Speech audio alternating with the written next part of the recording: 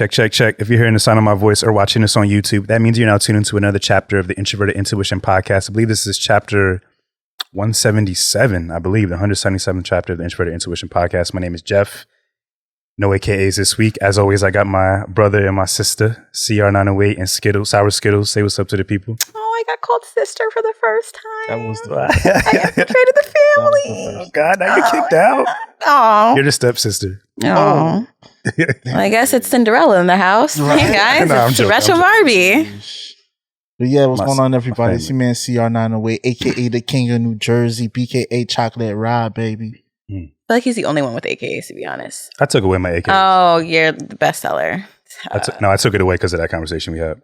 What? Because it's soon to be 2-time bestselling. Oh. Mm-hmm. I like it. I like it. Dang. Quick sponsor plugs. Do your thing. Yeah. Just a reminder that we are sponsored by BetterHelp. BetterHelp is a service that provides online therapy. If you heard last week's episode, you heard that I was in a spot where I needed therapy in that moment, and I got it on this very episode of the podcast. But I think sometimes we need that professional intake of information and insight to help us get back into a healthier mindset. So if you go to betterhelp.com/introvert, use the code introvert at checkout, you can get 10% off your first month and indulge in therapy from the comfort of your own home. Again, that's betterhelp.com/introvert. Use the code introvert at checkout to get 10% off your first month. And we got one more sponsor to read off. Yeah, and when you want to talk about professional, make sure the tools you use for your jewels are professional as well. Head over to manscaped.com and use code BlackMenCry2, that's 2 O's. Get 20% off as well as free shipping. You're welcome. We say it every episode, but I got to really indulge in Manscaped. Here we go. Why don't we, at the end of the episode, just go to manscaped.com and cop it right there. I think that's what I'm going to do. Yeah. Yes. Because I'm tired of hearing you guys saying, oh, yeah, I'm really going to invest in it.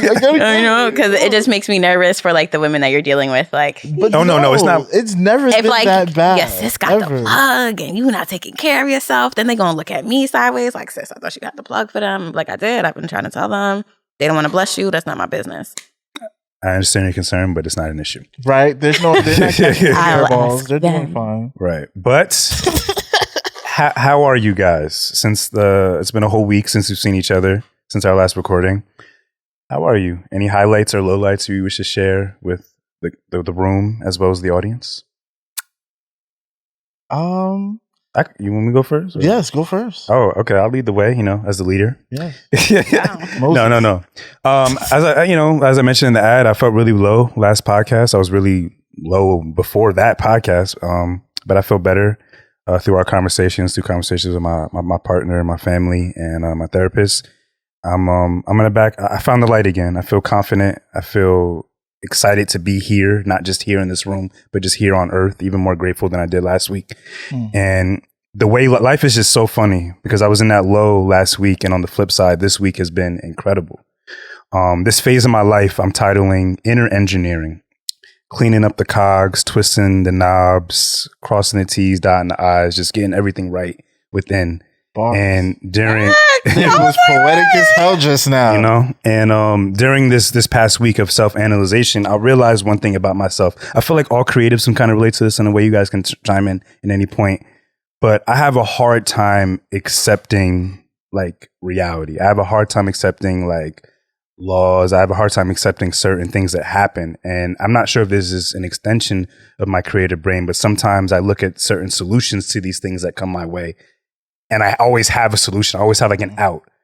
But I feel that's like a double negative because it's like if I always think I can think of a way to finesse a certain situation to my peace and my happiness, when there's a moment where I literally can't control it, I won't know how to handle it.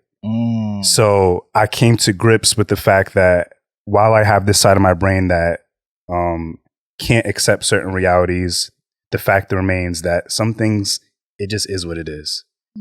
It just is what the fuck it is. I accepted that I am working on myself. I don't want to call myself broken. I'm working on myself. I have acceptance of the fact that not having a father around has affected me for going on my 30th year of life. I have acceptance of the fact that I'm not the richest or the most successful person yet. But I accept all those things about myself, and I feel more comfortable again within my own skin and my own position in the universe. last week I didn't feel that way at all, and now I do, and I'm really, really happy and just grateful.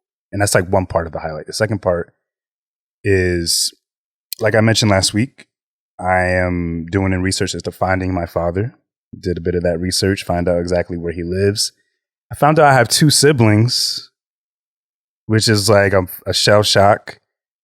And as I'm continuing down this path of learning more about him and eventually meeting him, I'm definitely getting more and more scared, but I'm becoming more comfortable with the fact that I have answers now. Not having answers or clarity is in all situations of life. When if I'm speaking to you about something and I feel like you didn't tell me the whole story, that will irk at me. So, or when women tell you, "Hey, we gotta talk." Yo, I fucking hate that shit. That or, phrase. Hey, gotta talk real quick. Right. Like for what? For what? Can I text this? Yeah. Or if you text me, can I ask you a question? Like, I hate like that. You're triggering my anxiety. You're totally triggering my anxiety. Right. Or certain questions just come out of left field. Like the person's asking with intention, but they're acting as if they don't. It's just like, I'm intuitive to know. I'm not that crazy. I'm intuitive to know that there's more to this fucking story. Right. Just like with this fucking bag that's sitting below our feet, but we'll get to that eventually. Yeah.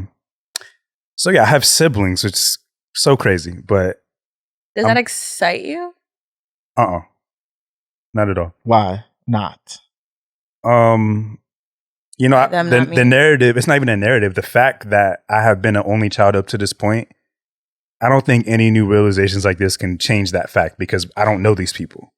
We may be related by blood in some way. The way you're saying that, I'm sorry, I'm laughing because it's like only child syndrome, like totally amplified. It's just like, no, fuck that. I'm the original. Yeah.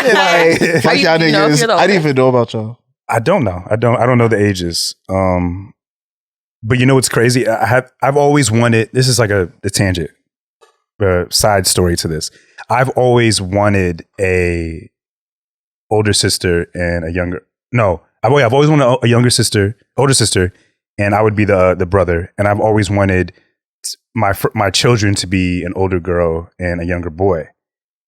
But the flip, I say that to say it's like, the fact that I'm not really an only child, I have 2 siblings, it's a boy and a girl. It's like this weird interconnectivity that is just like universal, just craziness to me. So, I think from the outside looking in, what would be the weirdest part for me was just to see how similar we look. Right? That's gonna be to me, the aesthetics. It's just like, whoa. What the fuck? Either you guys are gonna have similarities or you guys are gonna look totally different. Right. And even like the personality traits. Yeah. Right. That's gonna be. You guys might have same tendencies, same instinctual reactions. On the lowest of keys, if things go the way we're able to communicate, I thought about having them on the podcast. Woo! That would be fire. I thought about that. You know? That would be fire. I'm considering that. Just from my comfort levels, I don't want to like react in a certain way. I want to make sure I'm fully comfortable with this reality. Yeah. But that's where I'm at with it. Like I'm happy. I'm grateful. I'm working on myself continually, healing those wounds, covering up those scars, and I'm back. I feel like me again. So you look like you again. I like it. Thank you. I like when y'all look like y'all. That makes sense. You like when you look like you. You always wear the most colors on the podcast, outside of the hair. But the aesthetic is always colorful, and very consistent. I appreciate that. Thank you. I just said I have to be on brand, and you said consistent. Yay! Right. And she's always wearing shorts. Also consistent. Oh, I don't wear pants. I clearly. I just even in the wintertime. You will see me trying to find my way to maneuver around pants in the wintertime. Yes. Got it. Like leggings will be worn, but like sturdy pants. If you wear those, like, and there's like snow on the ground, I might be judging. I'm not gonna lie. I've done that before, but I've had boots up to here.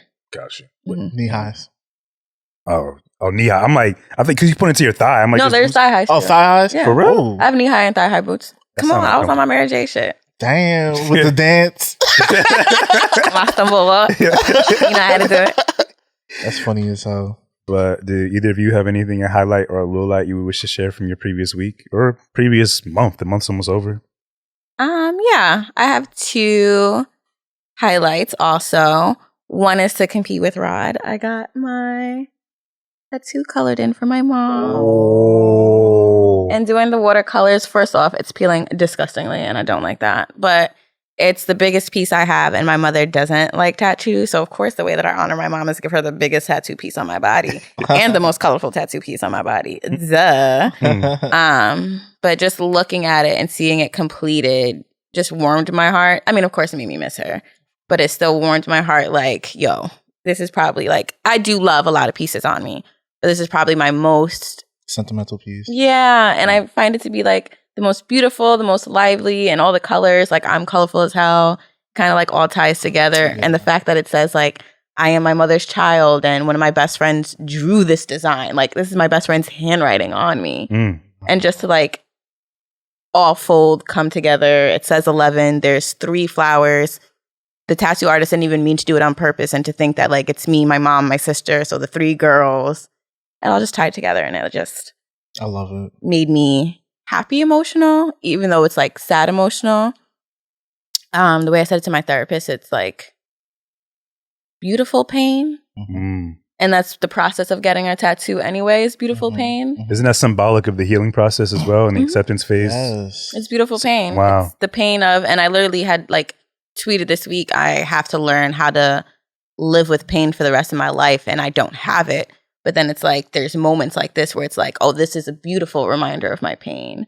Like what I talked about July 4th and like having people there, like that was a beautiful reminder of my pain. My pain will still always be at the forefront, but there's pockets and experiences that will make it like beautiful when you think about what you're celebrating or what you're acknowledging, or there's a different word that I want to use, honoring. So there's that. And then the other big news, if you follow me on Instagram, Miss Seiko's going to be a headliner for a festival I'm producing in Philadelphia.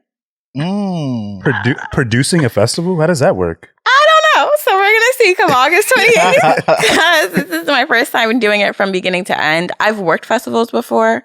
I did BK Hip Hop Fest, Afro Punk, Wine and Food, New York City Wine and Food Fest, and one other festival that's escaping me, Northside Festival. So I have like festival knowledge. I know folks that have done it, but to like actually be in the production seat and like make calls, make the decisions, plan everything out, plug and play, like that's dope. Did you call Masego's team or talk to him personally? My partner did in the planning process, but since I have all access to emails, like we plan everything ourselves and then we split the responsibilities. So I did leave that one to him because I'm too much of a fangirl. So it's like, leave me out of all conversations until I meet him, because I'm pretty sure the first thing I'm going to say is, oh my God, can I have your babies? And it's like, oh, hi. The name's Catherine. Sorry about that. He's very underrated, by the way. Oh, yeah. He's like, and outside of like his singing talent, like he plays mad instruments. He plays everything. Right? He has a song called I Do Everything, and he plays fucking everything. I didn't hear that song, but that's dope. I like that song with Sir. What's that shit called? Lady? Or that's not the name of the project. It's the name of the project, but he does have a song, Lady. I like that project though. That's what I'm trying to say. That's dope. Producing a festival. Okay, well, hold up. Uh-oh. I have to play Petty's advocate. We have an artist on this podcast who didn't include you in his music video. Did you not purposely include him in the production of the festival? Wow. On purpose? Damn. That was a deep cut. That was a deep cut. All came from that direction. No, I'm asking you though. This is my water and this is my business that I'm minding. I'm asking you, like you're producing the festival. Well, no, because someone asked me to be their partner. So this is the second festival that's being produced. They did it once before last year due to COVID. They didn't do it. So they asked me to come on board. Okay. So it's literally just me and that person having these conversations. There's no other significant players being moved. When it comes to lineup, that was more his responsibility and more center focused on Philadelphia talents, even though I am possibly going to bring a New York talent. So I didn't hold reins of that control. And it went in a different direction. We were going to do all like local with the one major headliner, but then we got like a couple of other headliners. So I'm just messing. That sounds fun though. That sounds really exciting. Can we like, tried it. Are they, yeah, I did. Tickets aren't available. Are they available? They are. Pre-sale is available until tomorrow at noon. You can go to smorefestmusicfestival.com. After noon tomorrow, they just go up to regular price, but pre-sale is on sale. You know, Ooh, by the time listeners hear this, pre-sale will be over, but still hope to see you. It's still going to be amazing. I'm gonna go there. August. I'm not gonna lie. I have to do an event in Linden that day, August 28th. Until what time? It's from 6 to 10. Oh, yucky. Yeah, it's a community event. Oh, not yucky. It's like it's not as big as a festival, but we're still. But you're like the mayor, so. We're working with the mayor. I'm not the mayor. Yeah, you see that? He's like, I'm just Olivia Pope. I'm just gonna be there, but yeah. The mayor of Linden is a cool dude, surprisingly. Yo, he's a real nigga. That's all I can say politically. Respectfully. I was like, did you smoke with the mayor, low-key? Oh, no, nothing like that. Yeah. Tell us later. But that's so awesome. Your resume is impressive. Hey. So for me, I feel replenished. Ooh. See, Someone got some cutty. oh, Someone got some cutty last night. I wasn't gonna say it. it was a drought last month, and now the floodgates are open. I can't. And it's been very relaxing past couple of weeks. Is your high you just getting ass? Is this what your high of the week is? Well, it's not just that. Skittles, it's part of it. Be respectful. Part of the replenishing. All right. So yeah, I did get laid, but also I took time to not work and to just live and just be. I got to just be laid. That too. Yeah. But after I got laid, I went to go see family and hung out with them. I didn't see them since before the pandemic. Oh, wow. Yeah, I was in Maryland. I got to see my aunt and my cousins, and they miss me so much. Did they tell you that? Or did you assume that? No, they tell me. Oh. And they don't want me to leave when I come. You are spicy. That's a valid question. It's fine. That's a valid. I'm so used to it by now. You know what I'm saying? It's Jeff. Don't talk down to me. It's Jeff. What do you expect? Don't talk down to me, sir. You gotta be petty. But that was really the highlight for me, was really spending time with my family again and not seeing them since before the pandemic. Like, bro, that was a big deal for me. And just, this was the most time I've taken off, like, probably since last year. Like, I literally been working 7 days a week for months. And even if I did take a day or two, it'd be a day or two. But this time I really was able to just, center myself, take care of myself mentally, and get ready to reset. My birthday is coming up, and I just feel like, I don't know, every time this time of the year comes, I always You're Leo. I am. I always recalibrate, and I just have to take a second to you know what I'm saying? Because I've been, how you're just working so hard and you're going through it and you're not looking, and then you get to a point where it's like, all right, let me stop and look at everything I just did. In the less than a year, my entire life has just changed. Literally since last November. Everything, from crib to whip to family relationships to the way I feel, the way I look, everything's changed so fast. So it's now I'm just allowing it to settle in, and I need that in order to know how much more work I need to do. That's what I was going to ask. During this time off, this is time just being, were you able to properly analyze and accept and appreciate all the work you put in to get to this moment of relaxation? Yes. Or did you still have that sense of urgency, that itch of I gotta work, work? That will never go away. That's something I have to learn how to master, because I am a workaholic and I have a high activity level, and I'm always keeping myself busy. Even on my off days, I'm cleaning the whole apartment, doing laundry, going food shopping, all in a day. And then I'm looking for other shit that I need to do. And then I have to catch myself and be like, bro, you're supposed to not do anything. Right. You know what I'm saying? So it was definitely a reflective period of time for me to look back on everything that I've been doing. And also just making, the steps towards accepting the fact that I'm a work in progress, that everything's going to happen right away, and just giving myself credit, because sometimes you do stuff and you accomplish things, but you don't really sit back and be like, yo, I did that. Right. Mm-hmm. You know what I'm saying? I literally I got to give myself the roses because I have to, you feel me? I really got myself out the hood, and last year, niggas was getting shot upstairs from my room. SWAT was raiding my next door neighbor. You know what I'm saying? All within a week. Yeah. I had roaches. There was roaches in my Raisin Bran Crunch, Jeff. And that's no exaggeration. Can you imagine you want to open a fresh box of Raisin Bran Crunch and pour a bowl of cereal, think it's a raisin, but it's not a raisin because it starts moving. So. Can I imagine that? No. But I was just thinking while you were saying all that, it's like why do we still feel the need like to have that, to indulge in that itch to work hard when we like are relaxing? I can pin it to something called a fear of loss, because one, it's so strange to not have money problems right now. Yes, it feels very weird. This is like not my normal life, to the point where subconsciously I'll do things and sabotage myself subconsciously, like with my car. Like, I did not need to drive into that big ass flood. What was it, that, or was it the marijuana? I was definitely high. All right. But subconsciously, I felt like, I don't know, like I don't know what happens when things are going well. And I in the past, I've created my own problems. So I'm trying to catch myself where I slow down. You just said something that I'm going to say afterwards. Continue. Don't forget. Mm-hmm. That's what I'm trying to remember. Yes. But yeah, so that's what I had to that's really why I take these pauses, because it's so much change at one time. If I don't stop and like focus on maintenance and focus on like the longevity of these changes, I feel like it's going to slip away. And then that fear of loss is also what makes you feel like, damn, I can't be too comfortable. I got to like work to maintain everything. So it's a combination of that for me personally. I have something to say, but No, you can go ahead. I'm going to remember it. I was just going to say, I also think we're comparing the distance up to the point of relaxation compared to the places we want to go. Like the end goal still feels so much longer than the journey it took just to get to that relaxation.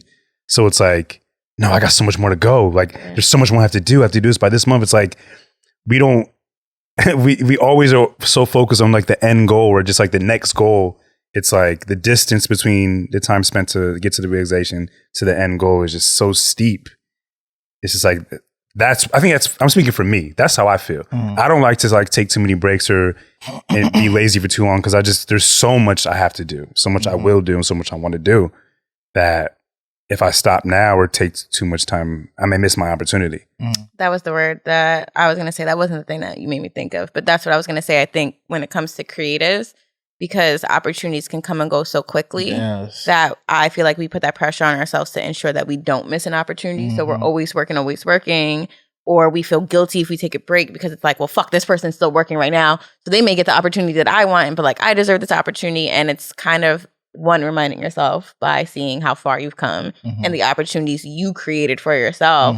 But then it's two, understanding, well, what opportunities are meant for me? Like, this looks like a really good opportunity. I believe in my heart that like I could be good at this opportunity and I deserve this opportunity, but it's like, well, then maybe it just isn't yours. Like, that's not the opportunity you were meant for. That's not the opportunity for you to excel in. And it's okay to sit back and be like, man, I could do it better. But it's like, well, could you have? Or even if you could have, would you have even enjoyed it? Right. Would you have even liked it? What would it have had done for you internally, externally? Like, what would the actual benefit have been? And what is like the reason for the want of said opportunity? And if you still want said opportunity and that's your goal, it shouldn't matter when you obtain it, because when you obtain it is the time it was meant for you to receive it. So like when we talk about things like relationships or like other creative opportunities, it's hard. And I say it knowing that like I can't even take that advice. Like, no, but like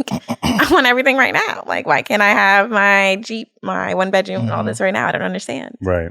But it just means there's something there that is just like, wait, we're just not ready yet. And when you have like a track record, like you just expressed, like you got out the hood, you got this, that, and the third, like we've all had our individual wins. It's like that feeling of winning is addicting in itself. Like, and it's like, if you take that time to look back at your track record and you like accept and you're proud of that, it's like you want more of that. Like you want more wins. Like you want more opportunities to manifest the reality you desire. So it's like even that is hard to escape. That itch is hard to ignore. I don't want to lose the hunger.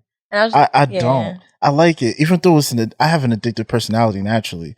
So I'm addicted to the hustle, to the hunger. It's just like, I feel like no matter how much I get, like I might be comfortable for like a week, 2 weeks, but then I get bored being comfortable. And then I'm just like, all right, what's next? I need some more. And that's something that's not taught. It's not. So it's like once you accept the fact that you have that, you're never going to lose it. No matter how old or rich you get, like you're always going to have that. You're always going to have it because you're just going to apply it to different things.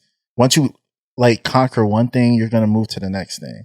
And I think once you have kids, I think that's when that shifts. I imagine that shifts to your them. kids. Yes, and then your role is to be protect them and guide them and keep them on that path. Right.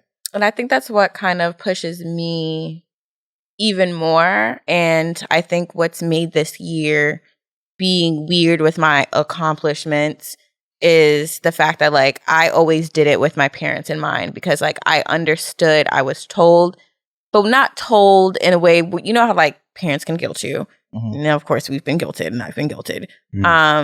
But when you're being told and you see the shit that they do to provide for you or to get you in a certain position or even to get you to believe in yourself, I always work very hard with that in mind. And it's always my answer. And it's not bullshit. Like, it's funny.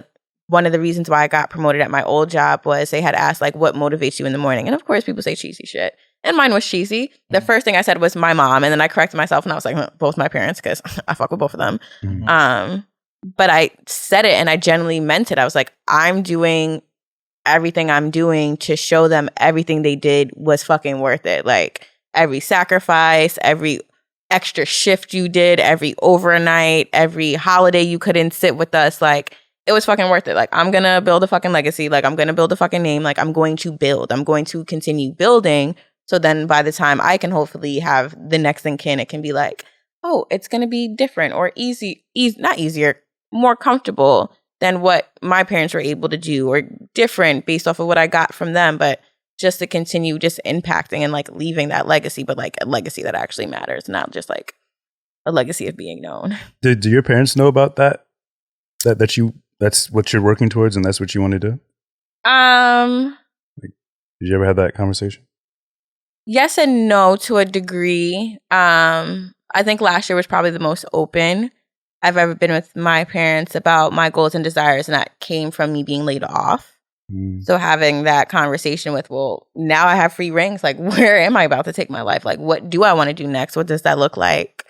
And it's funny because the post that I did today, like racking off the accomplishments of the last quarter, the last thing I put in there was a text message from my mom saying that 2020 is boosting entrepreneurs, and she sees me in that, like, that group. And just even reflecting and remembering that she sent that text message made me really look towards, all right, you gotta make that text message come to fruition now more than fucking ever. Like, that's what she saw. That's what you're gonna see. And even the day I got my LLC, I was home with my dad, and I came home from the bank and like, Dad, everything's official. He was the first person I told, and seeing him light up and being able to share that moment with him, knowing that like I would have called my mom first, but him saying like, we've all said it. Anyone in this household that was going to be the one to do it was going to be you. So I felt like collectively they all kind of like peep game and was like, nah, we all gonna pour into her and see what the fuck she about to do. She the chosen one. Right.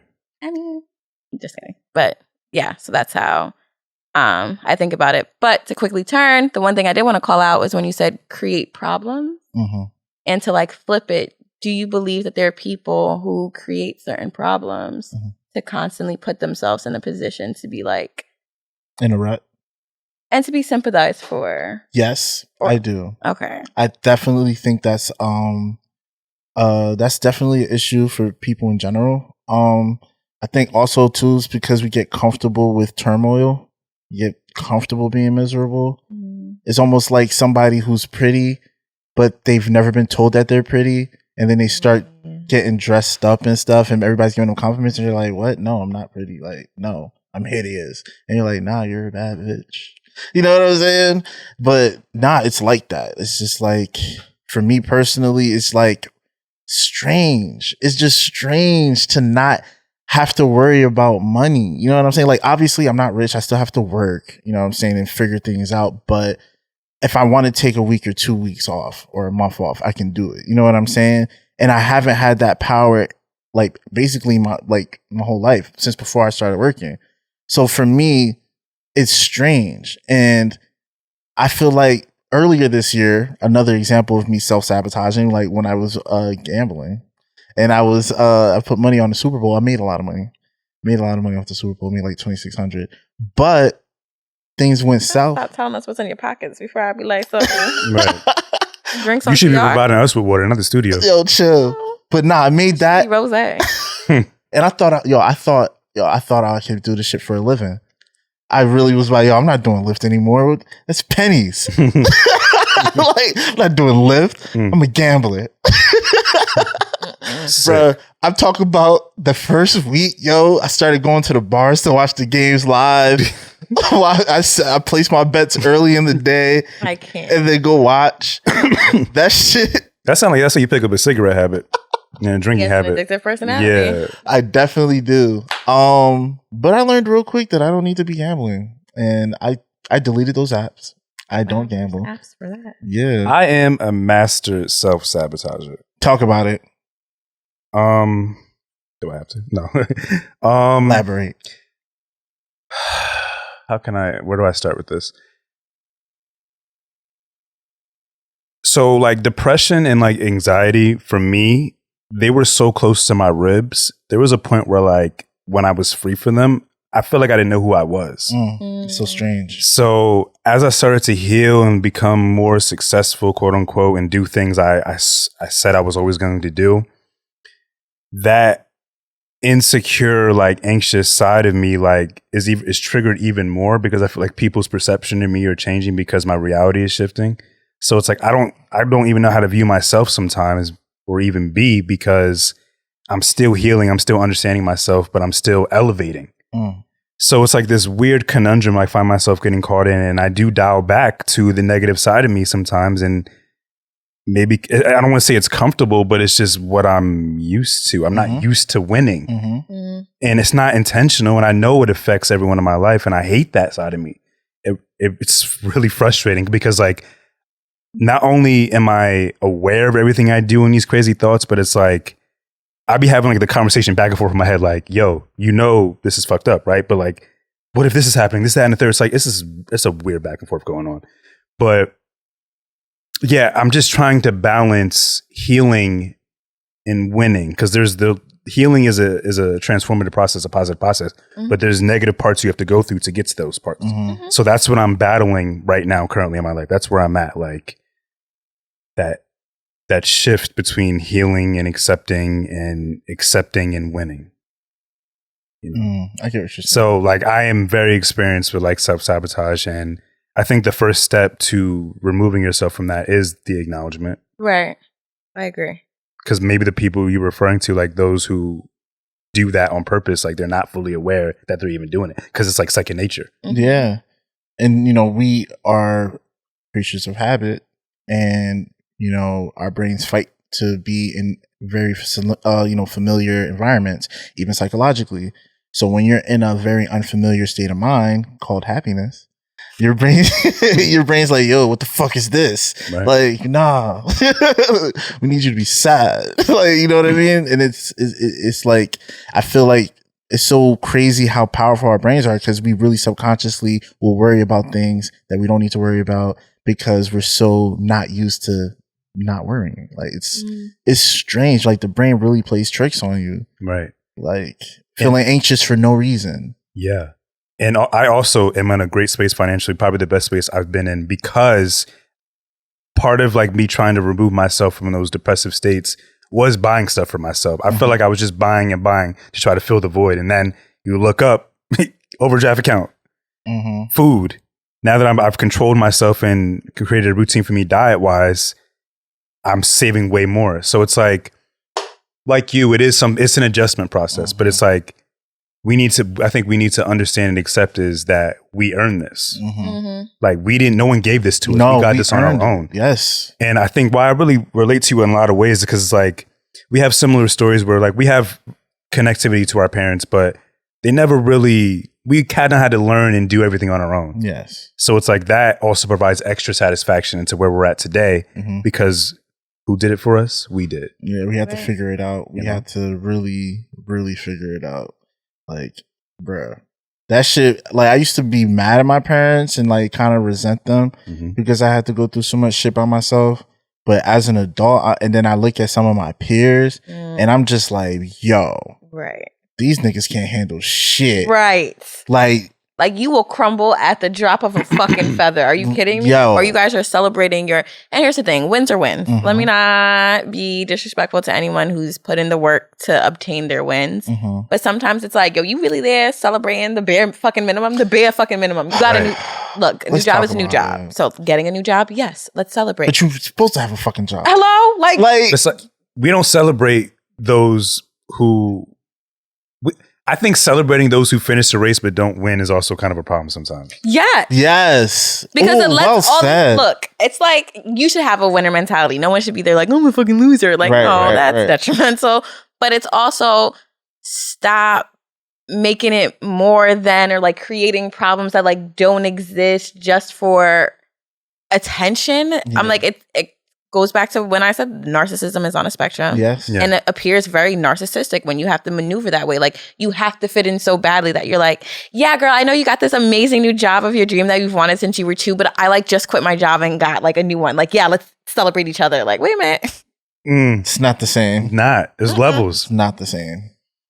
That's like we award second in place winners. It's like I think Think of white people.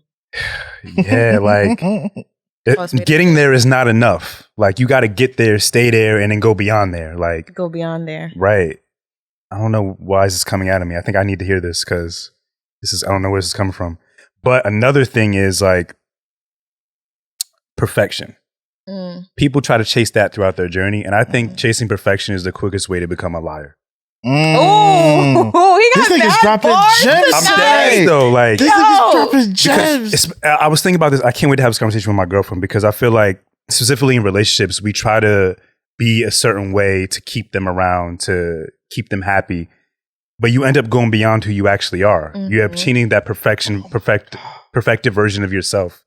And it's like, now you're just lying to yourself and you're lying to this person. It's not genuine. But if we just accept the fact of who we are and maybe who we're working towards is kind of isn't really reflective of who we are now, but as long as we stay true to ourselves, we'll be okay. Fuck perfection. It's not real. Like, you do not want to be a liar out here. You don't want to lose. Like, if you want to keep your relationship for as long as you say you do and be with this person for as long as you say you want to be, like, you got to stay true to yourself at all points. Can you coin that phrase one more time, please? Specifically, I don't even know what I said. I just said it. It was so good. Like, damn, it was. We're just gonna have to listen to the episode. Yeah, chasing perfection is the quickest way to become a liar. Yes. Yeah. Chasing That's the title of this perfection. episode. For those who are listening, chasing perfection is the quickest way to become a liar. Yeah. There's so much truth in that statement because I've met so many people who call themselves perfectionists, and it's to the point where I've observed them lying to themselves. Yo, shit. Yeah. It's a line. Yeah. Yes. Yeah. Yes. You're Like, a phony. I'm saying, like, even in my last relationship, like, there were certain things where it was like, yo, you don't even like that shit. You know what I'm saying? Like, you don't, you know what I'm saying? Like, An why? Aquarius. No, she was a Virgo. Oh. Yeah. And, yeah. So, like, there were certain situations where it was just like, like, you're not being yourself right now. Right. Like, you're putting on a performance for who? Right. That's the part that gets me. It's the for who. For who? It's the for who for me. Like, I see you. We and- all do. and I know we can you. see through you. Like, do you Yeah. not think that people can see through you? That's the part that gets me. Like, we can smell this bullshit a mile away. But some people are good at it. But like the same people they're presenting it to is the same people they want to be accepted. It's maybe not just you guys specifically, but it's like the world. Like people want to be accepted. But it's like you don't accept yourself, so how could you possibly be received by the world? And the thing that kills me. Today. He was reading my stories. Huh? Really? Well, Yeah, that was in my story today. I said people are out here wanting to be accepted by everybody, but they haven't even accepted themselves. That's so That's a true. fact. And then those same people who are trying to be accepted by everybody and they don't even accept themselves are the same ones that try to say they don't care what people think. Tell me that's not true. It's like, y'all know who I live with. Tell me that's not I mean, you're fucking coming from true, someone bro. who everything I'm saying, I've been the complete opposite of. So I think that's why I can analyze it properly.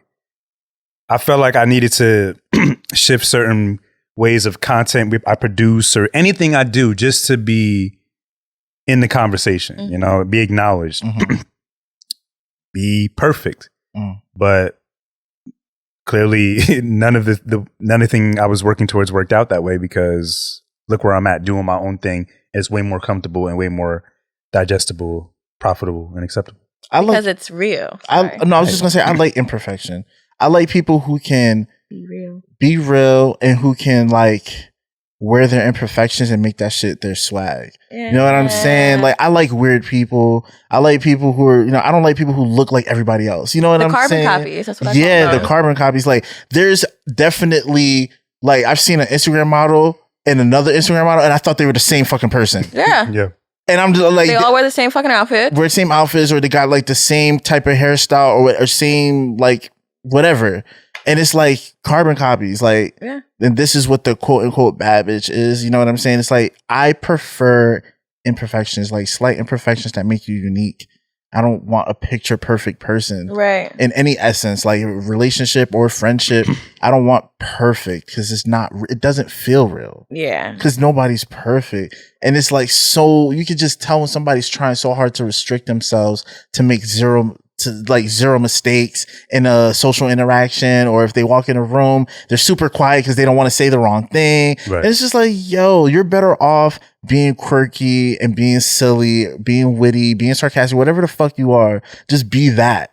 Right. It's so much better than you being a fucking, trying to be perfect. And it's perfect or performative. Because I do like how you said that, because I do feel like people feel like, this is my stage and action, and I'm going to do all these things and amplify more than what I typically am to put on a show and get more people to be like, oh, this person is this, that, and a third. Where it's like, then people just look at you like, when are you going to shut the fuck up? And when? We had a guest like that. I'm not dropping no names. Ooh. But we definitely had a guest like that before you came on. Yeah. Oh, yeah. And I was just like, that was one of the instances where I'm like, yo, you're performing so hard right now. Like, I don't even know who the fuck you really are. You know what I'm saying? Because you're being so performative right now. It's just like it's not authentic. It's disingenuous, and yeah. And what's crazy? Like, there's really like a divide. There's like I feel like being a creative, being self-aware, like the people like us having this conversation, we're put in a separate box than those who don't get it. Like, if we were to play this conversation in the middle of Times Square, I bet the majority of people will walk away with not even understanding anything we just said in this conversation. Mm-hmm. But there were those who will stay and who would indulge and understand. Mm-hmm. And that fact is what made me more comfortable within. It's like, I get it. Like, I understand me. I understand my position in the universe. I accept the fact that I am just a different person. Mm-hmm. And there are those who are unlike me and not like me, and who can't understand my language sometimes. So it's like, to put myself in my own box, my own lane with a bunch of other people like you guys who also get it, whatever it is, it encapsulating everything that we're talking about and more. Mm-hmm. That brings me even more solace. Well, yeah, it does. It gives me a peace of mind too, because it's like, you know what? The older I've gotten, the more I realize I'm not for everybody. Yeah. And my friends are not for everybody either, because everybody that I consider my friends, you guys all have something in common. And you know what it's exactly. Oh my God. It's like she read my mind. And that's really what I was going to say. We all got it in common. Yeah. Right. You guys are all independent fucking thinkers. Yeah. You guys are independent fucking thinkers. Like, all my friends are independent thinkers, bro. Yeah. Do you feel like yourself and all of your friends that like think like you, were considered do you guys listen to Miguel? Yes and no. What's perfect? What's normal anyway? That song when he said like, too not cool enough for the cool kids, but like too cool for like these kids, like not knowing his placement and like feeling like that person in high school, like I'm cool enough that like the cool kids like know who I am and like they don't fuck with me, but I'm like not cool enough to just park it at their table. But it's like, I'm also not loserish enough where it's like I'm sitting by myself at the table either. And I'm recognizing like those people that were weird or just different and didn't know how to be explained or like where to land in like high school. We all came to those moments where we were trying to fit in and then realized like, man, fuck this. This is stupid. Like, this is too hard to put on the fucking front. Like, I don't like any of this shit. Like, this is the shit I'm into. I'm going to lead with the shit I'm into. I like nerdy shit like this. I like history. I like trap. I like twerking. Like, I like all of these things. And then finding more people that are coming into that as well. And then those are the ones that are coming in your orbit. And they do tend to be the creatives because those are the ones that create new things. You thought outside the box to bring other people in. I'm just curious if you notice a parallel of that's kind of where they were in like high school. Yes. Yeah. Because I went to a very small high school. I grew up in a small town called Roselle. It's like 2.5 square miles. So So me and my friends, most of us known each other since kindergarten, from kindergarten to high school. And my group of friends, we're still all connected. Well, I mean, some of us, straggled away, but for the most part, the core is here. And yeah, we were definitely those kids that were just like, all right, people knew us because for one, we were funny and we didn't give a fuck. That part. Right? So everybody fucked with us because we were funny, but we weren't necessarily like the cool kids because, the cool kids had the Jordans. They had, and one thing I noticed about break the rules. Right. The quote unquote cool kids, they had parents that were like upper middle class. Huh? What? No, their parents didn't care. They let them do anything. They always had the open crib. Like their parents, like were the working class who were able to afford all that brand name shit. Kids, when you were in high school, kids would come to school and you'd be like, damn, they didn't buy none of that shit. Right. None of them bought that shit. So when you think your trapping parent or your well-off parent, right, it's one or the other because we definitely had kids that had trapping parents. Big fat. I think more trapping than more trapping parents. Yeah. My high school was definitely more trapping. Definitely had trapping parents. Yeah. But legal trapping, illegal trapping. But me and my friends were definitely that.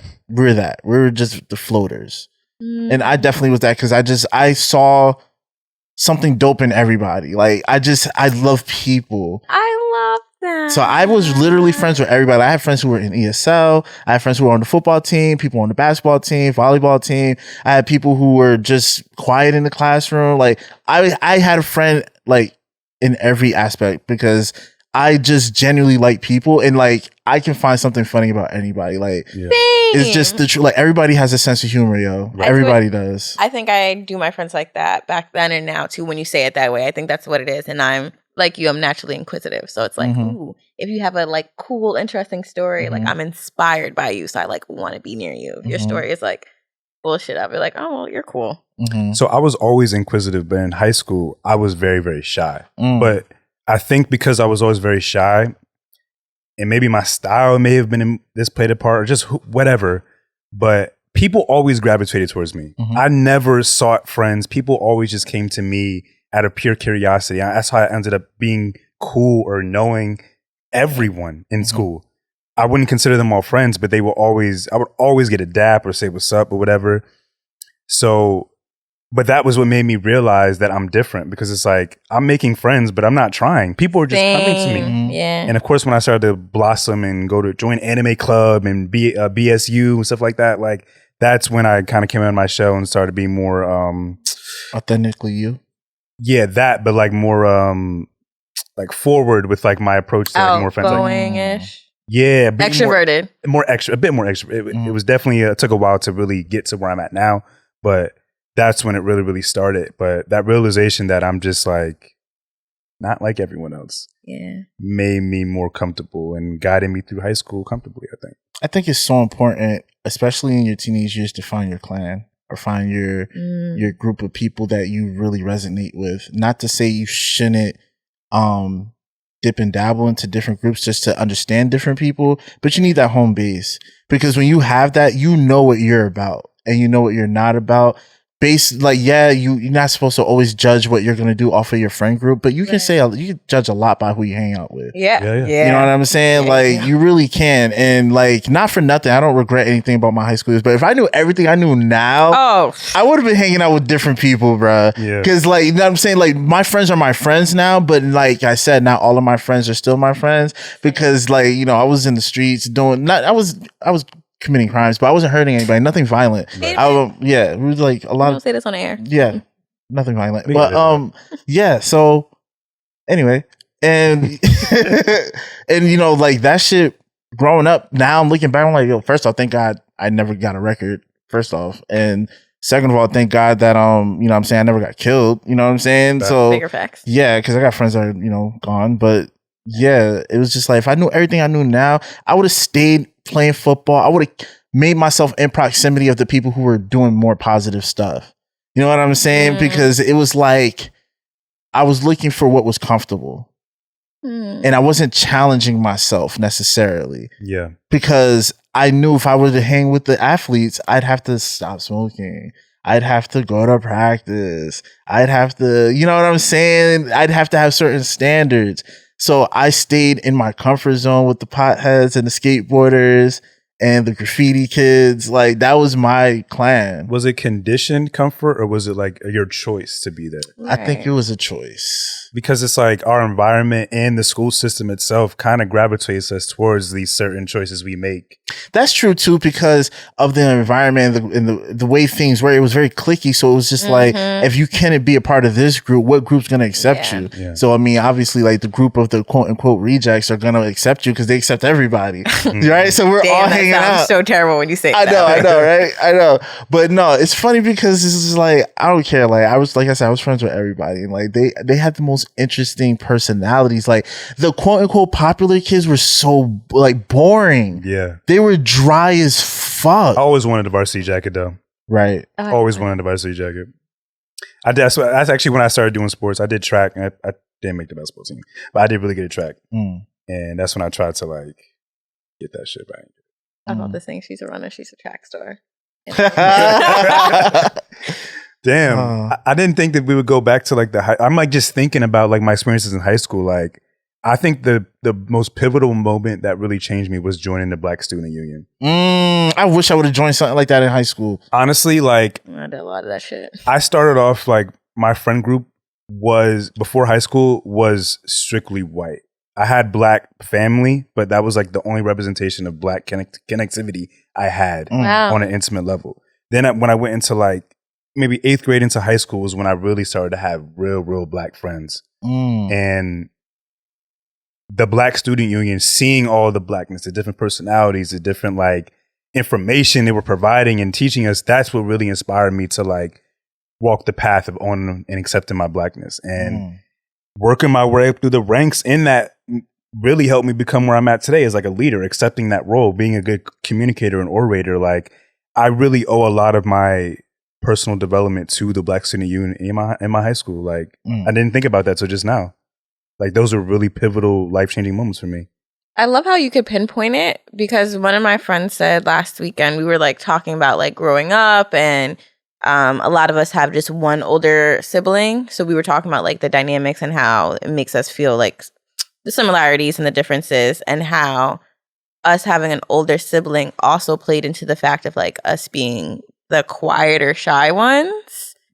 And like, even when I had said it, and one of my best friends is like way more bubbly than I am, like way more approachable, can sit down, just cool, like not even small talk. She can just jump into a conversation. Like it's amazing to see. I can't always do that. And it'll be like awkward landing. Like, what? Oh yeah, I'm hearing this conversation now. Hey, what's up? But to see them be like surprised, and I was like, no, I was a shy kid. Like I would get walked over. Like my parents would have to defend me. Like I had no voice when I was younger.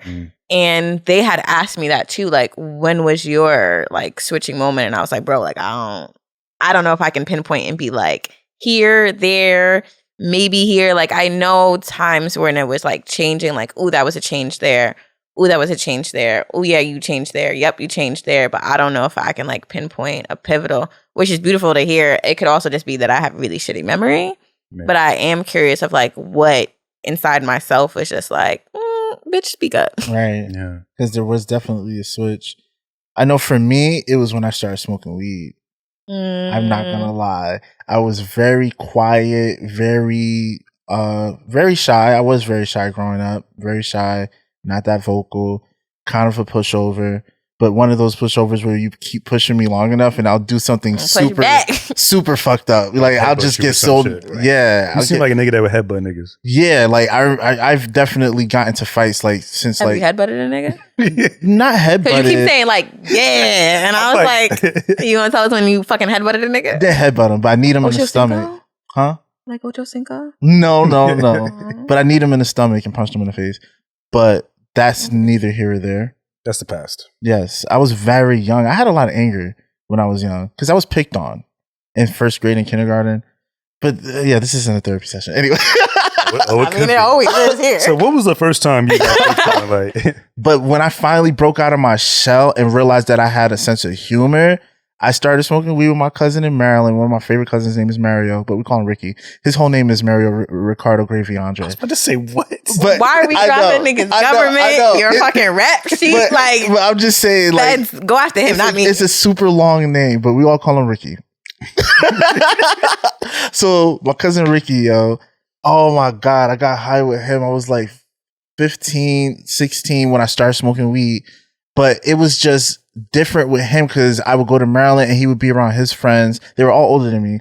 And they're like 3-4 years older than me. So they're just mad chill. They're all hipsters. They're like taking me to DC to go to the gallery. They're taking me to take out to get food and like showing me what the fuck carry out is and mambo sauce and all that shit. Mambo sauce. Yeah, all that shit. So you know what I'm saying, like, I really started breaking out of my shell because I don't know what it was. I just was comfortable and I was just talking my shit. I was being funny. And that shit changed my life. That's why I'll never regret smoking weed, because that shit literally gave me the confidence to just not give a fuck and just be myself, yo. Because after that, I found my swag. Like, I even started dressing different. Like, before that, I had no swag, bro. I had no swag, bro. I was like 14, 15. Oh, hell no. I had no swag, bro. I feel like what it does is just remove the veil of like vulnerability. Yeah. Like, it allows you to be vulnerable, to be free, or like you feel lighter. I remember, the first time I started smoking weed, I felt the same way. Like, you're talking about weed, yes. Yeah, I feel like weed just allows you just to be. Yeah. And I think prior to that, especially when you were 14, 15. Jeez, give me some credit. Oh, I don't know. Like 365 days, so sorry. I don't know. It's like that's like a really like pivotal developmental like crossroads you're at. Yeah. And that put you on the path of vulnerability and just being. And I needed that because that's when my anxiety started kicking. I had my first anxiety attack at 15. Thought I was going crazy. Was it pre or post you smoking? Pre. That's what led me to start smoking, because I'm like, I'm not going crazy. Fuck that. Yeah. And I was so against smoking. I was that guy. Oh, yeah. What are you guys doing? What are those cigarettes? Smoking's horrible for you. It's bad for your lungs. Now it's like, yeah. I'm like, roll out there. Nigga high now. Right. Spark it up. Roll another one. Yeah. The very first time I got high, I was in a wooded area, a wooded path behind the elementary school with my friends. They peer pressured me into it, and I ended up looking up in the trees, and I saw Tarzan, but he had all gray hair. Oh, hell no. I'll never forget that. I don't know if it was actual weed. I don't know if shit was laced with like whatever, K2, whatever. But I remember vividly seeing that. I remember going to school. Tarzan. Right. I remember going to the school the next day and telling everybody at the lunchroom that story, and they were like, "Yo, for real? Like, what you smoking? Can I get some?" I'm like, not like, can I get some? Right. Yeah, but like that, even like that acknowledgement of the craziness I experienced, like made me feel comfortable. Like it made me want to keep doing it too. It's like, what else can I see? That's hilarious. No, because certain people can experience weed on a psychedelic level. Yeah. That's true. And I think that's me, truthfully. Wow. Oh. But Deep. but actually doing psychedelics kind of like shifted that for me too. But I don't know. Yeah, Great Tarzan. That's the name of this episode. Great Tarzan. I like it. Tarzan with gray hair. I'm so happy for that moment in my life, though, because it really just opened up so many memories. I mean, weed. It just created so many. I'm talking about friendships made from smoking weed. Like, it's just one of my best friends I met because I was going to 7-Eleven to buy munchies because I was high, and she was looking for weed. Her and her sister. So that's how we all ended up friends. It's just crazy. It's like a new way to break bread. It is. It's like, so I'm finna roll up. You finna roll. Can I hit that shit? Like, you know what I'm saying? Go outside and just have. And to be honest, I did have a question to ask you, so I'm gonna come back. Sorry to like ask so many questions today. Please. No, please. You're inquisitive. I was walking down the street the other day. I literally was. And I was high. And because I was high, and I love going on high walks with my dog because it makes me more calm, because if anyone has seen my dog, wild. And there was a man and a girl like on a balcony, but the balcony was like filled with plants, and they just looked so interesting. Like, I wanted to sit there with them. Yeah. But you can't be a creep. I know that feeling. Yeah. Oh, I know that feeling. And like, he had these bright pink nails, and I was like, okay, they're just giving me life and energy right now. Like, to sit down and just listen. Like, they look like they got stories because they were like the generation ahead of us. Right. And clearly my dog must have felt the energy too, because he's nosy as hell. But he like stopped and was like staring up at them, and one of them caught it. So they acknowledged him. And then we started having a conversation. And like, low key, I'm still beating myself up that I didn't ask for their Instagram because I really want to be their friend. But even the way that he was like so inviting and like asking so many questions, and then literally said like, well, you're going to be walking around. Do you walk by here often? Well, you will see us again. And like making sure they got my name. And it was just like, if I wasn't high in that moment, I don't know if I would have felt comfortable even speaking. Like, I probably would have thought about it too much. And I always think that's what it is. Like, I overthink so much that it takes that overthinking away, and it's like, just say whatever the fuck you're gonna say, and you're probably gonna fuck up something that you say, and it's okay. Just continue talking. Like, people fuck up. It's okay. Right. So like having those moments and feeling comfortable again with the whole like breaking bread. I wasn't going to tell them I'm fucking high, and I'm pretty sure they was up there smoking or doing something. But even like that, to like bring it to that, that's what that sparked me. But I did have a question. Yeah. Sorry. What's your question? Make it tie together.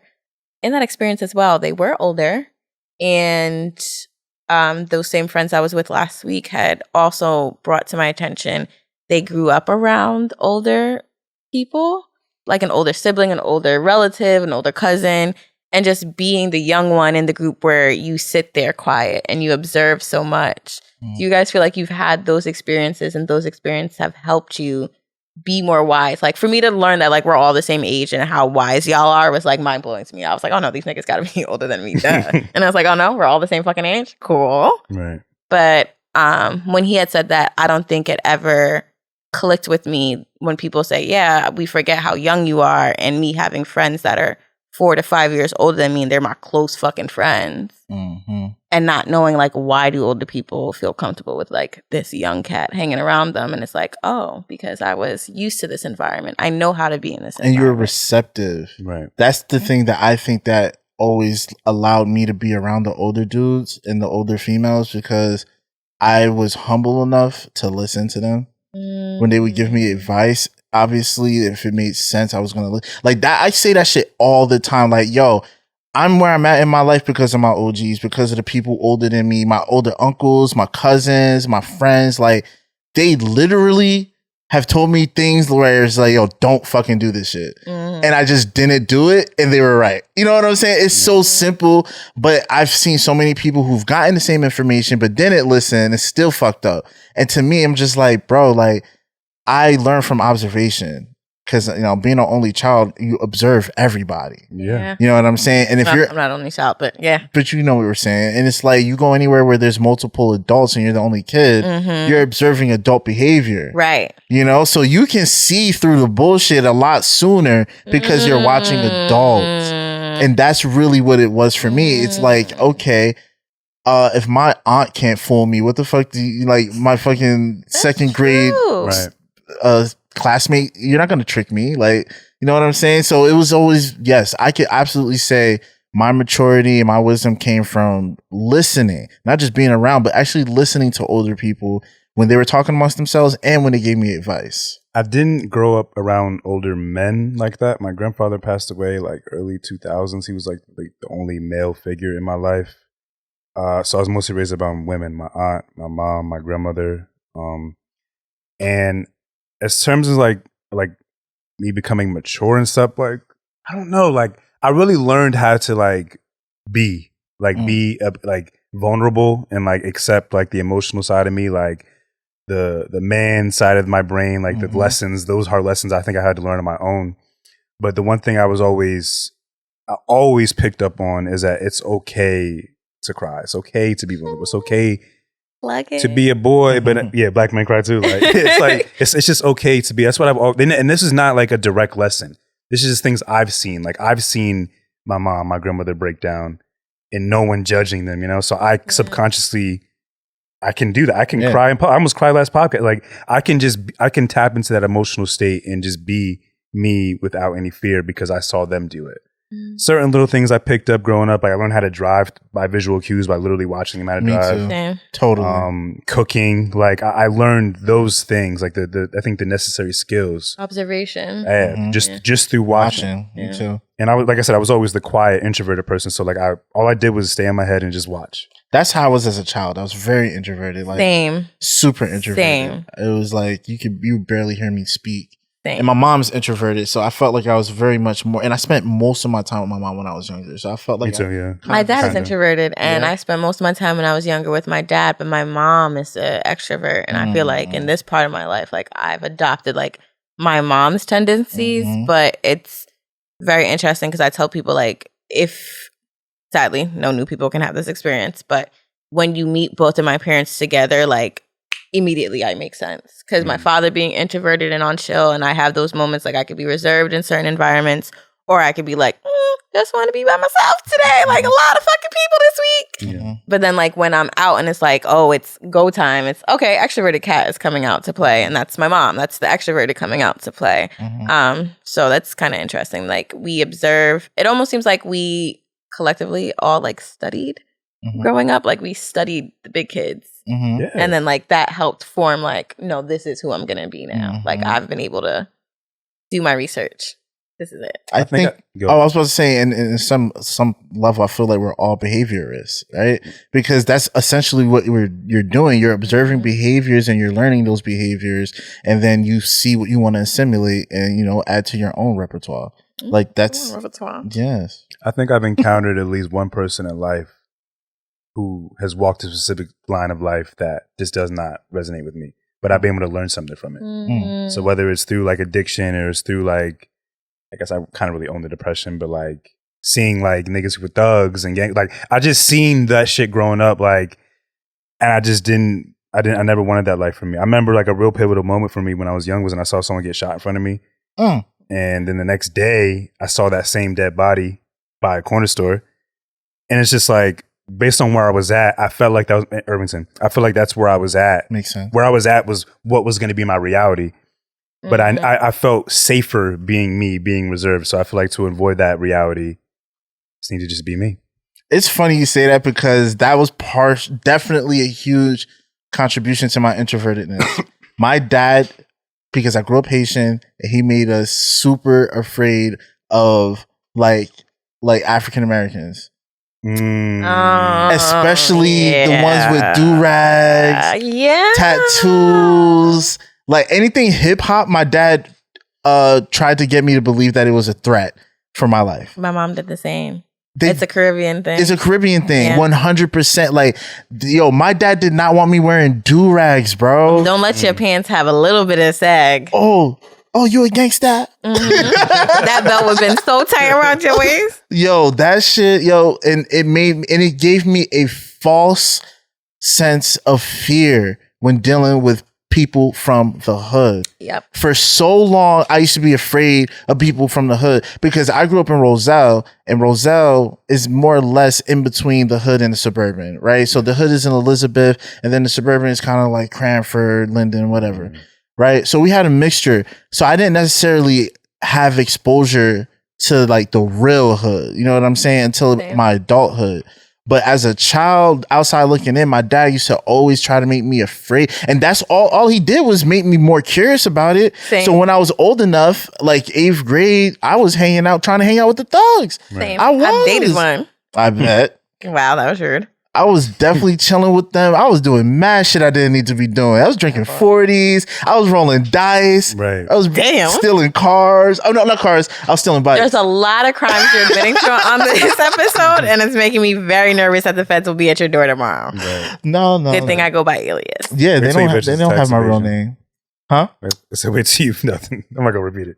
Right. Before they come knocking on any of our doors. Protect. No, look, it's been a long time. Right. None of that stuff is eligible for prosecution. So I guess to wrap all this up, to avoid the crime, just smooths over. It's like, all right. Our childhoods shaped who we are as adults, and those pivotal moments put us on the path of who we are today and who we will become in the future. And I honestly think just the reflecting like our youth to like our OG adulthood, we're gonna be some lit ass OGs. I mean, I still feel like I got youth. The fuck? I know that, but I'm just saying, like when we got the grades to show it, the age to show it, like I feel like we're OGs now, you know, for the younger generation, like because my younger cousins, they really look up to me, yo. Like the ones that's like 14, 15. Them little niggas really watch everything I do, yo.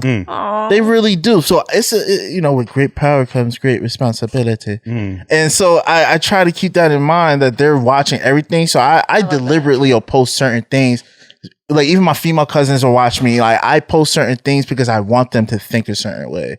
So it's like, I feel like we are OGs, man, especially because of the knowledge base we have and the experiences we've had.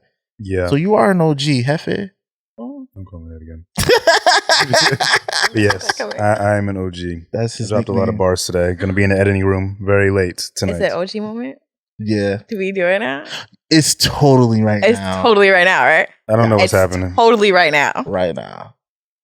For the audio listeners, Sour Skittles is pulling it back from beneath the table. A very nice table. Shout out to WTF Media Studios with a nice table.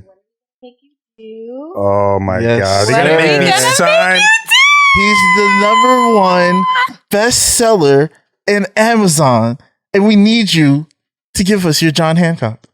Where are we going to put it? So I've never signed a book before. I haven't signed a copy of one book that I've sold. This is it. Why we're doing it. This is on air right here. You're signing your co-hosted copy. Yes, these are as the first copy. Yes. That you ever going to sign. This moment is happening. And I want a message now. So think of something. Oh, shit, with a marker? Yeah. You got permanent. Shit. Come on, writer. The writer's afraid to write his name. I'm a fraud. Like I typed this entire book. I didn't write it. Shit. Fuck. We'll put TR first. When's the last time I wrote something? Like that one's mine? I don't know. Did you write? Where do you want me to sign? Oh shit! Your newest one is yours. That one's yours. Mine's is a little bent. Where do you want me to sign? The front cover, please, sir. And if all fails in my entertainment career, this will go on eBay when you're famous. Hey. How we said we love the hustle. Hey. I'm not opposed. At least I kept By the way, real. You guys are going to see copies of this book in Target in September. Yes. Target cleared Congratulations. Target cleared the check. Or no, they didn't clear the check, but they cleared the negotiations. He's going to be in 30 different Targets. Yeah. 30 different targets. Wait, all on East Coast, or do you know which ones are? We don't know specifically yet, but next Tuesday we'll have all that information solidified. This guy's major. I'm gonna go into Target and be like, I'm in Target. I know him. I know this author. I don't know what to fucking. I'm mad nervous. Like, this is mad on the spot. What the fuck? We know. That's why we did this way. Just something from the heart. Right. Jesus, I don't have a heart. Okay. A feel for time while I think of something to write. Or maybe we can wrap up recording soon. I don't know how much time we have left.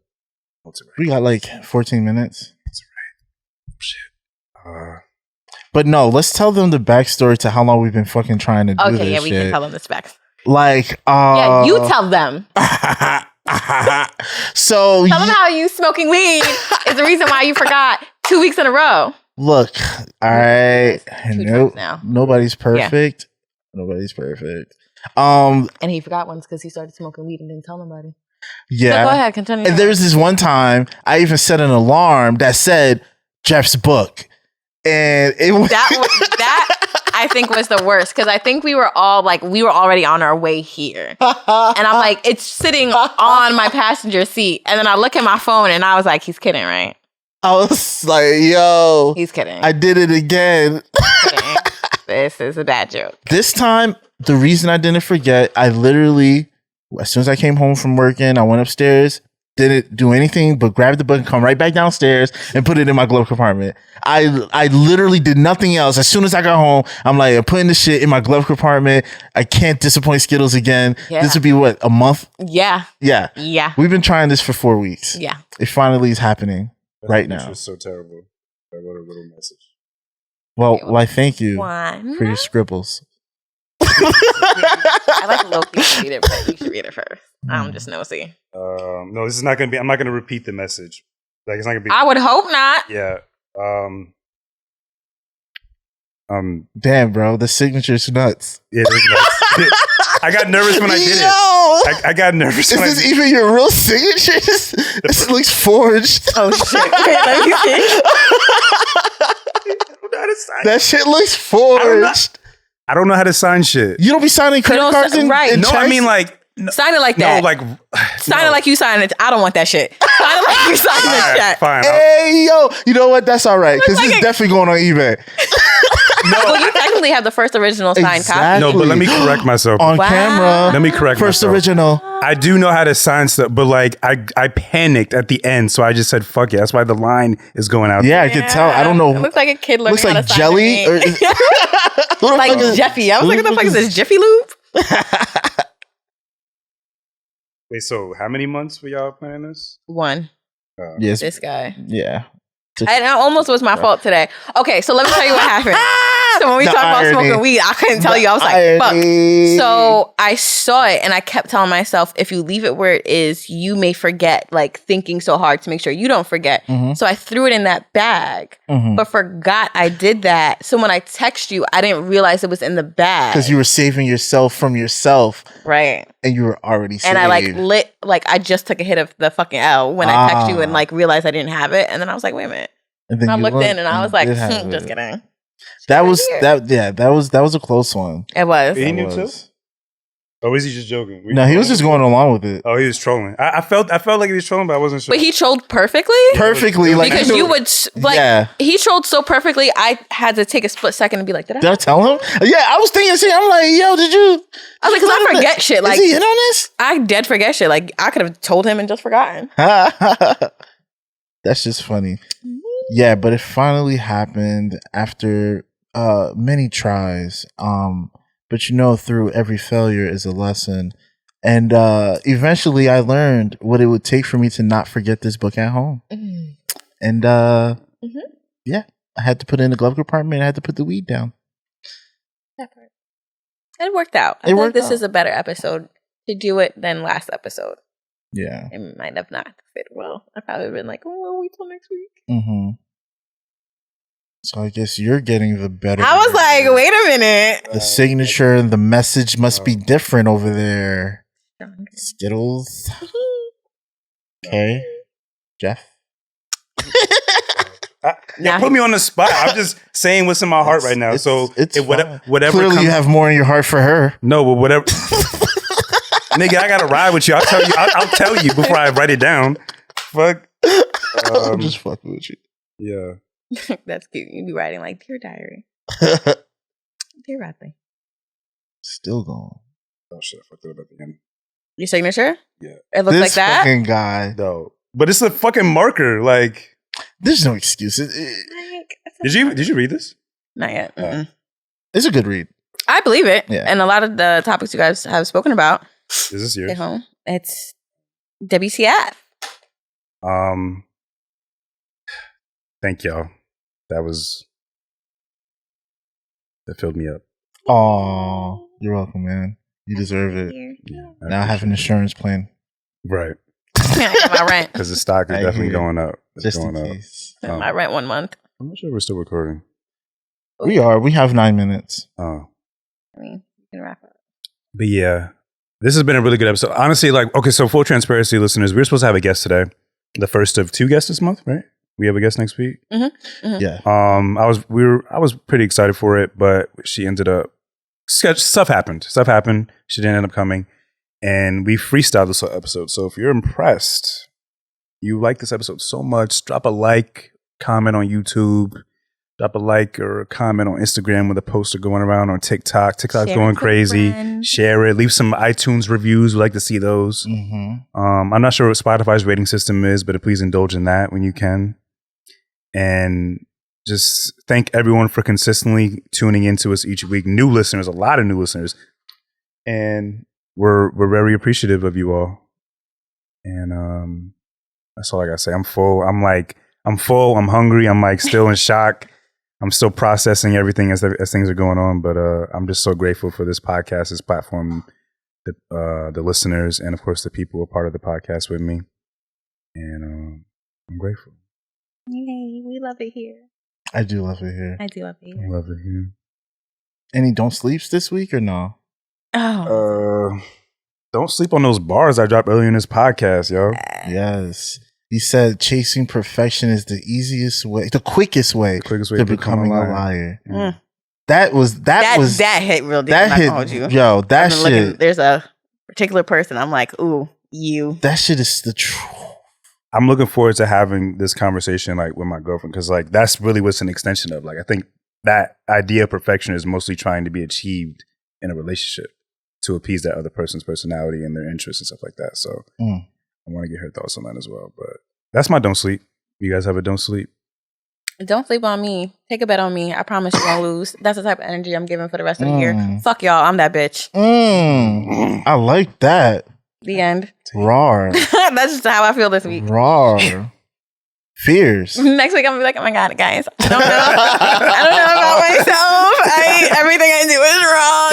And will someone love me one day? I don't know. But for this week, I'm that bitch. Don't fuck with me. I will cut you this week. Ooh, slice. But yes, I would say don't sleep on living life offline. Ooh. Yes. I took some time from posting and took some time away from Instagrams. And I decided to just fucking live a little bit and just be with my friends and family, and I needed that. So don't forget to live offline, guys. Everything's on our phones, everything's online. Like the internet took over our lives. Literally took over our lives. So don't forget to live offline and live in reality sometimes. Absolutely. Pretty fun. And that's it. And that's that. That's a wrap. Thank you so much for listening, and we'll see you guys next time. You heard? Yep.